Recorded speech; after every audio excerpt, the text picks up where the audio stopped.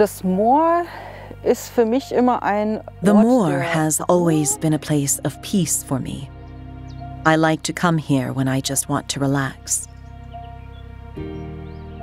Hello, I'm Andrea Whistle, and I'm a moorland guide on the Red Moor.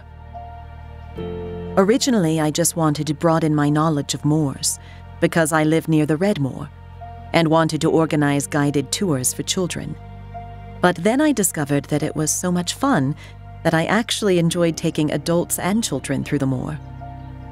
Although there are few flowers in the autumn, many people still come here because the display of color is quite spectacular. We have a whole palette of greens, and the reds and browns are also wonderful in this place. You can walk through this area every couple of weeks and always find new, fascinating colors.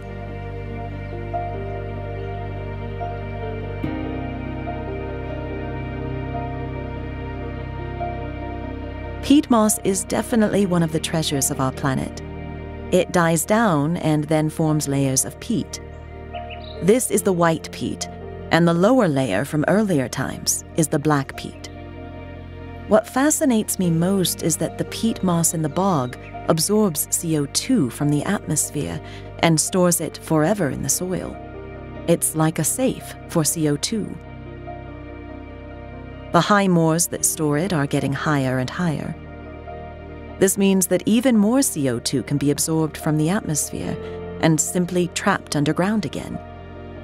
The worst thing you can actually do is peat extraction, because peatlands have stored CO2 and effectively sealed it off forever. But when you open them up again, the CO2 is released into the atmosphere. This means that the climate warms up even faster when peat is cut. In fact, this is still happening. Many bogs were drained, the water drained away, and only then could the peat be extracted from the ground. This year, the Red Moor has become waterlogged again. This means that sheet pile walls were built to stop the water, the rainwater coming from above, from flowing out.